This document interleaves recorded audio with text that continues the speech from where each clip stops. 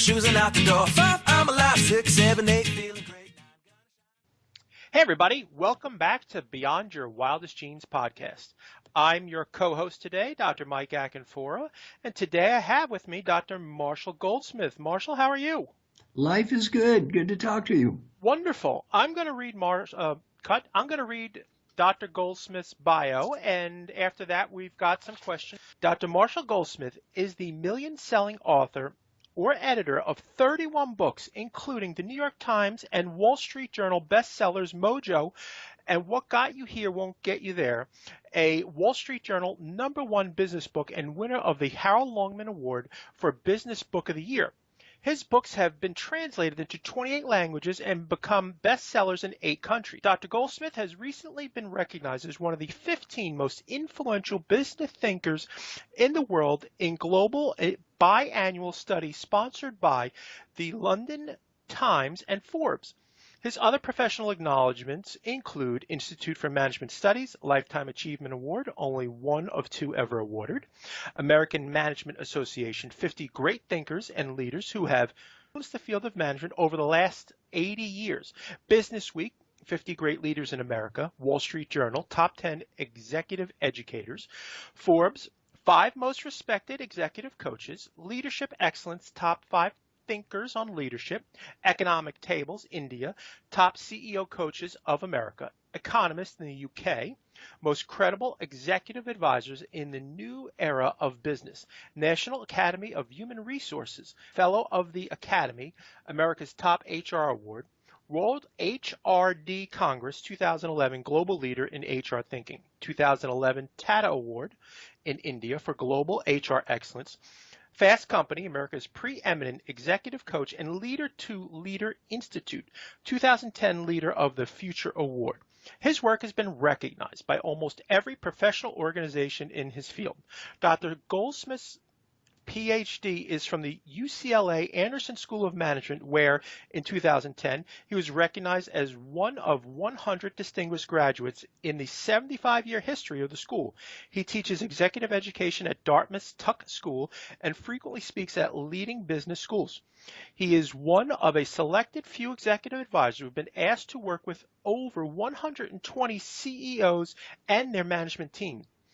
He served on the board of the Peter Drucker Foundation for 10 years. He has been a volunteer teacher for the U.S. Army Generals, Navy Admirals, and Girl Scouts Executive, International, and American Red Cross leaders, where he was a National Volunteer of the Year. Marshall's other books include Succession, Are You Ready?, a Wall Street Journal bestseller, The Leader of the Future, a Business Week bestseller, the AMA Handbook of Leadership, The Organization of the Future 2, and the Leadership Investment, American Library Association. All are Choice Award winners for Academic Business Books of the Year. Marshall, welcome to the show. Very nice to talk to you. Thank you for inviting me. Oh, it is my pleasure. I loved your new book, Triggers, and that's what we want to talk about today with our audience. But first, could you tell people about your journey? How did you get here? How did this all transpire? Well, as a young man, I was a graduate of UCLA in organizational behavior. I was studying to be a college professor. I met a very famous man named Dr. Paul Hersey, who was kind enough to be my mentor. He let me follow him around to try to learn what he did. And then one day he became double booked. He said, "Can you do what I do?" I said, "I don't know." He said, "I'll pay you $1,000 for one day." I was making $15,000 for 1 year. I said, "You know what? I'll give it a shot." Well, I ended up doing a program for the Metropolitan Life Insurance Company. I was incredibly successful. They said, "Send Marshall back," and that's how I got into the executive education business. And that was 39 years ago. So I've been doing this now for 39 years. I've been to 97 countries, and on American Airlines alone, I have over 11 million frequent flyer miles. Oh, my goodness. That is amazing.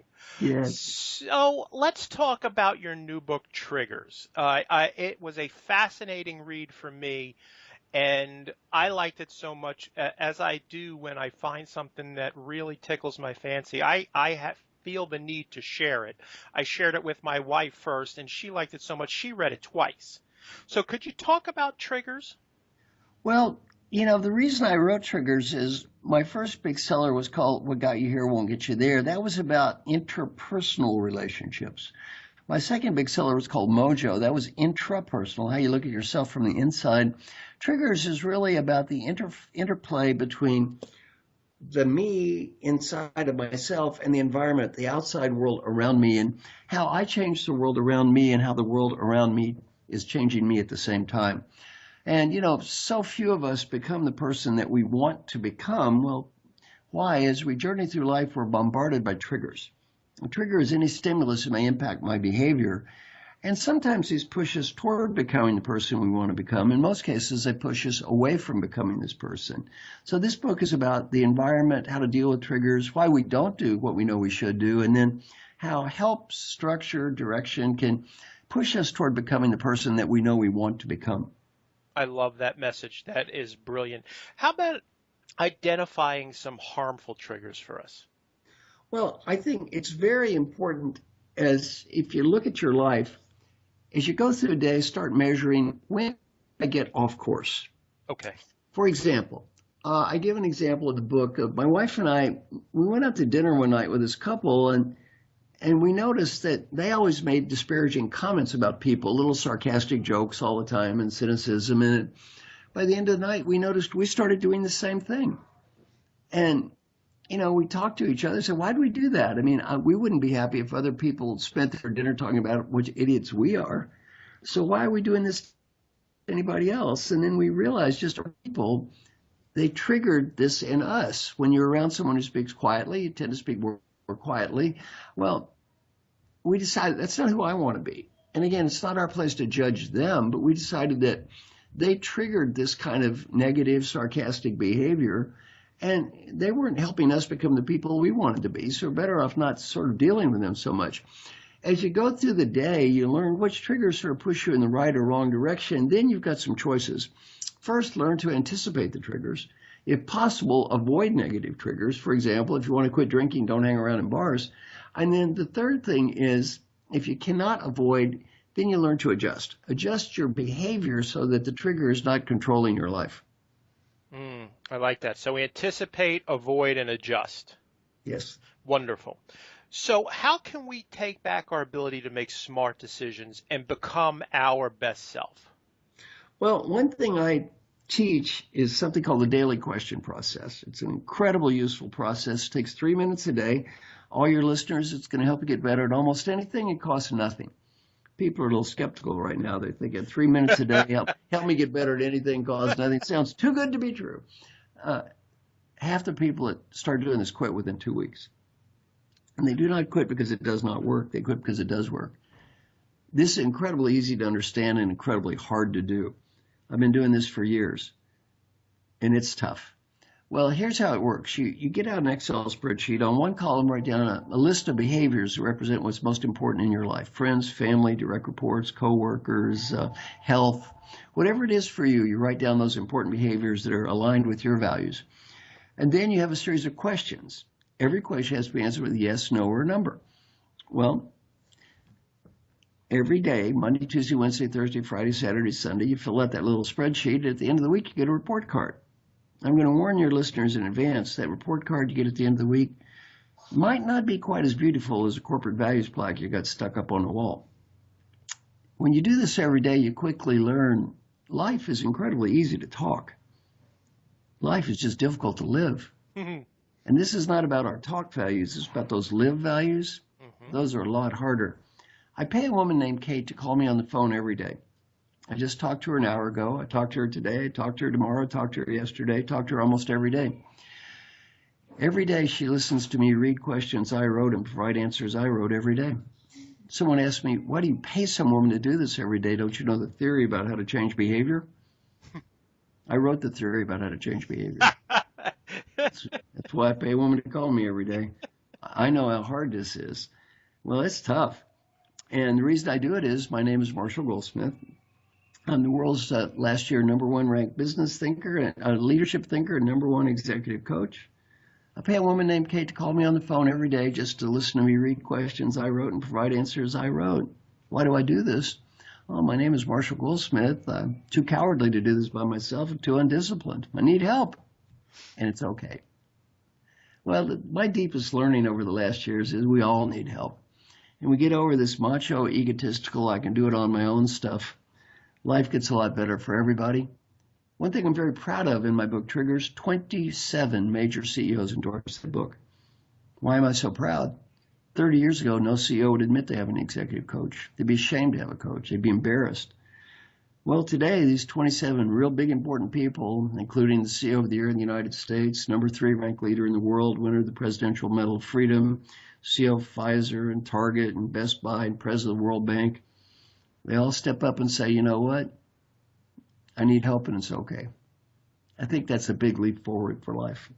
I love that. And just to add that point, I mean, you pay Kate because it keeps you essentially accountable.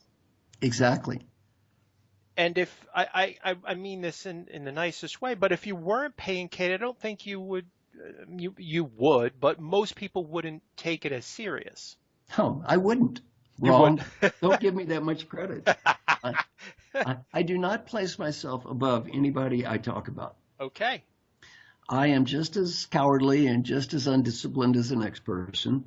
And if I don't have somebody give me structure and direction, it probably won't happen. Let me give you a couple of examples. Sure. Twyla Tharp is the world's greatest choreographer. She's a dancer. She's 75. She still looks fantastic. She's had the same personal trainer for 27 years. Now, why she had this trainer for 27 years, the trainer's not going to teach her anything new. You know, my name is Twyla Tharp. I need help, and it's okay. I don't have the courage to do this on my own or the discipline. I have to pay a trainer to day after day remind me to do the same stuff I know I'm supposed to do. Well, that doesn't mean she's stupid. That means she's smart. Mm-hmm. That's why she looks so good. Why? She knows she doesn't have the discipline to do this by herself, and she doesn't have the courage to do it by herself. She needs help. It's okay. By the way, how many of the top 10 tennis players have coaches? 10. Mm-hmm. Well, they're great tennis players. They're smart enough to know they need help. Absolutely. It's like that saying, the smartest guy in the room is the one who knows he's not the smartest guy in the room. Exactly. You absolutely, everybody needs a coach. Yeah, we all need help.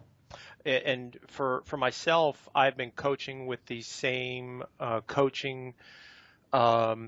been coaching with the same coach for the last 12 years, and I'm also part of an accountability group that meets once a week, and it's worked wonders for me. So I would tell people align themselves with people of like mind. Exactly. And, you know, don't be ashamed. No. That was one of the things that you said, which I think is really important. So Kate calls you every day. Yes. And I want to get into these questions, but I don't want to get into them just yet.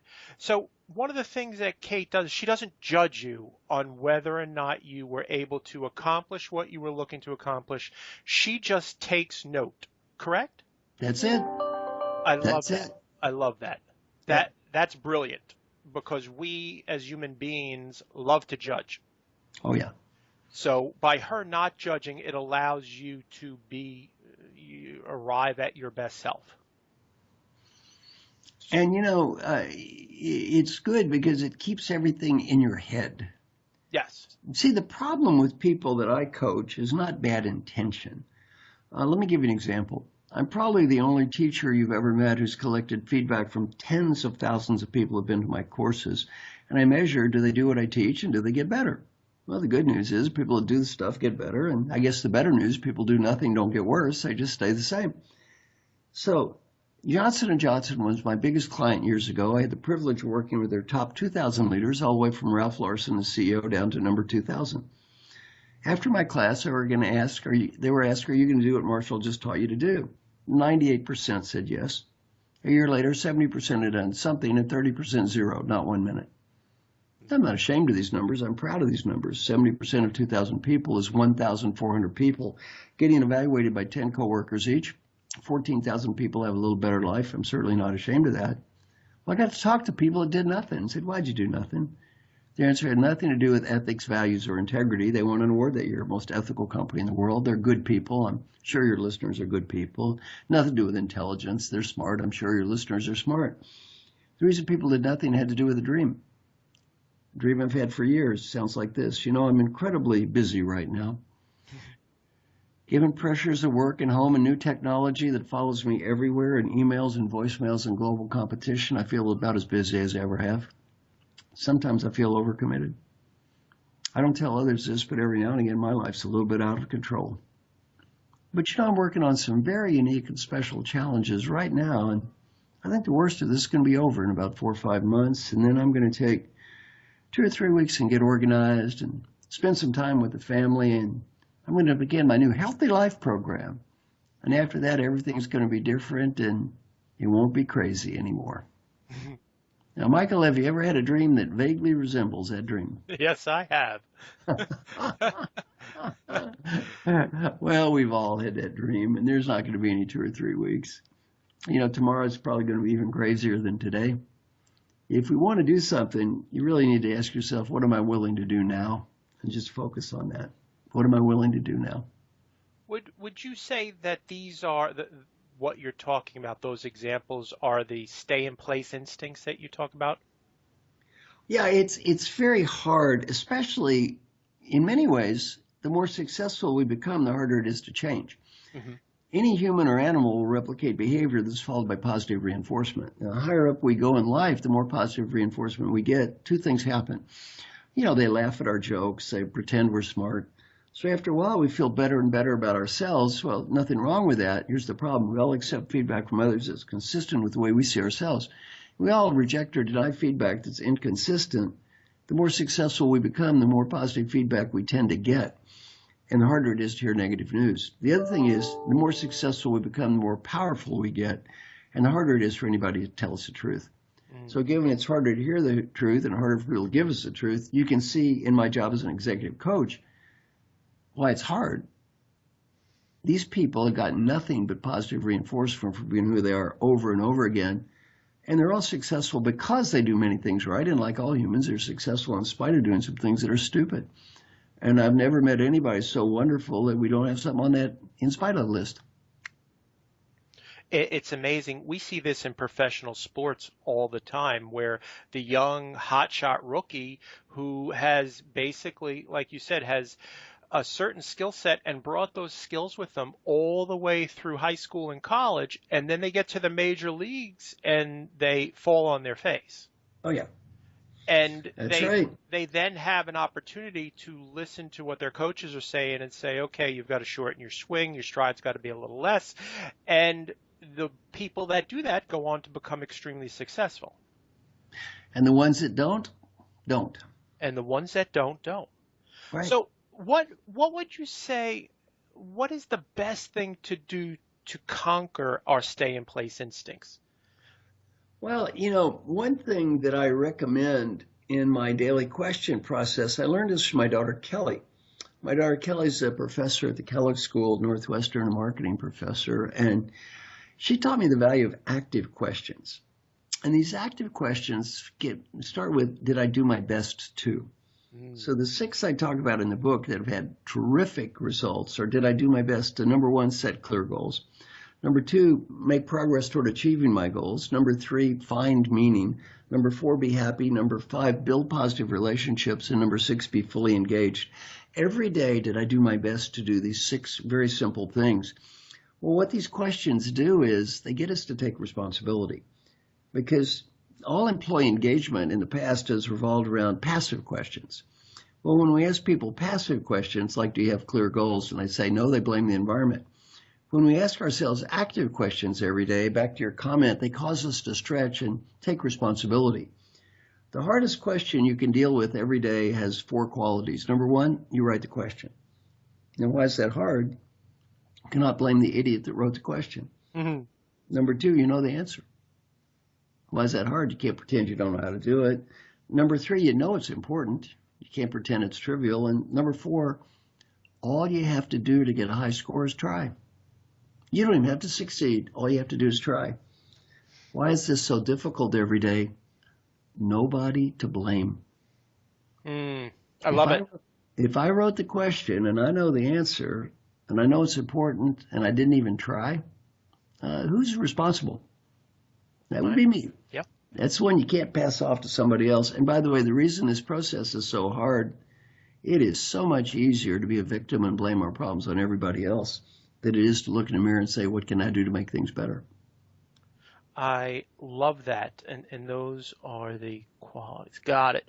So the one question I wanted to ask too is, and where does this fit in, is the question, who do I want to be? Where does that fit in this? Well, to me, that's the basis of this. You see, my job is not to tell people what they want to be. It's to help people become the person that they do want to be. So my whole mission in life is not to tell people who they want to be. In the book, I've got a model I think is very helpful called the Wheel of Change. Mm-hmm. In the Wheel of Change, we have two dimensions, negative to positive, and then we have change and keep. The first quadrant is called positive change. That's called creating. And the first way to look at our future is, who's that new me I want to become? What is the positive change I want to create in my life? The second dimension is equally important. That's called positive keep. What do I want to preserve? Because we don't want to get so busy chasing what we don't have, we forget what we do have. And Sure. What do I want to preserve in life? The third quadrant is negative change. What do I need to eliminate or get rid of? Because if all we do is try to preserve and create and never eliminate, we just become chronically overcommitted. Then the final one is one we don't think about, negative keep. What is it I just need to accept and make peace with? I may not love it. You know what? I'm not going to change it anyway. What do I need to just make peace with? Well, that's a great model to look at for creating who's the person I want to be, for planning that in your own life. I love that. Can you just give the audience an example of a negative keep? Oh, of course. Your mother-in-law. You have to keep her? Well, you know what? Your mother-in-law is not going anyplace. True. You're not going to change your mother-in-law. And so you need to accept. That negative keep is accepting. It's things we need to accept in life. We may not love traffic. You're stuck in traffic. Okay, you can get angry and upset and bothered. You're not going to change the traffic. The weather, the coach of the sport team. You know, in life, so much of our lives are wasted on things that we're not going to change anyway. Let me give you a personal example. My main home is called Rancho Santa Fe, California. My second home is in New York City. I have a condominium with the other young, hip, beautiful, and trendy people in Hell's Kitchen. One of my neighbors in New York City was a young woman named Lindsay Lohan. Mm-hmm. Have you heard of Lindsay Lohan before? Sure have. How many millions of hours around the world have been wasted with people reading about Lindsay Lohan got drunk and stoned and had a car wreck and went to jail? Millions of hours spent on Lindsay Lohan. Mm-hmm. Well, I always teach people this. You think Lindsay Lohan is a loser? She's not wasting her life reading about you. Well, if you look at this concept of accepting, there's a great question I put in the book. It's one of my favorite chapters. Am I willing at this time to make the investment required to make a positive difference on this topic? If the answer is yes, go for it. If the answer is no, take a deep breath and let it go. Peter Drucker taught me our mission in life is to make a positive difference, not to prove how smart we are and not to prove how right we are. We get so lost proving how smart we are and right we are, we forget that's not what we're here on earth for. We're here to make a positive difference. If I'm not making a positive difference, who cares how smart I am and who cares how right I am? Well, you know, always think, am I willing at this time to make a positive difference on this topic? And if you are, go for it, do it. If you're not, let it go. Put your time and energy where you can make a positive difference. Don't waste it carping about things you're going to change anyway. Absolutely. Could you read that question one more time? Am I willing to do? Am I willing at this time to make the investment required to make a positive difference on this topic? Love it. That is fantastic. So every day, Kate calls you and asks you these 6 questions. So she asked me more than that. She asked me a bunch of questions. The 6 questions are the first 6. Gotcha. By the way, one of the questions is about that, am I willing at this time? And that is, you know, how did I do in terms of only dealing with topics where I can make a positive difference? Mm-hmm. That's one of my daily questions. I love that. That is absolutely brilliant. And this is why I love this book so much. Is there anything you'd like to say to our audience before we leave? Yeah, my final best coaching advice. Take a deep breath. Imagine you're 95 years old and you're on your deathbed. You're just getting ready to die. Right before you take the last breath, you're given a beautiful gift. The ability to go back in time and talk to the person that's listening to me right now. The ability to help this person be a better leader, much more important, the ability to help this person have a better life. What advice would that wise 95-year-old you who knows what mattered in life and what did not matter and what was important and what was not important, what advice would that wise old person have for the you that's listening to me right now? Just don't just say anything or do anything. Just answer that question in your mind. Well, whatever you're thinking now, do that. In terms of performance appraisal, that's the only one that's going to matter. Some friends of mine interviewed old folks who are dying and said, what advice would you have? On the personal side, 3 themes. Theme number 1, 3 words. Be happy now. Not next week, not next month, not next year. Great Western disease, I'll be happy when I get the money status. BMW condominium, I will be happy when. We all have the same when. Learning point from old people. I got so busy chasing what I didn't have, I never saw what I did have, and I had about everything. Learning point number 2, friends and family. I'm sure many of your listeners work for wonderful companies. When you're 95 years old and you look around your deathbed, none of your coworkers are waving goodbye. You realize these friends and family are kind of important. And number 3, if you have a dream, go for it.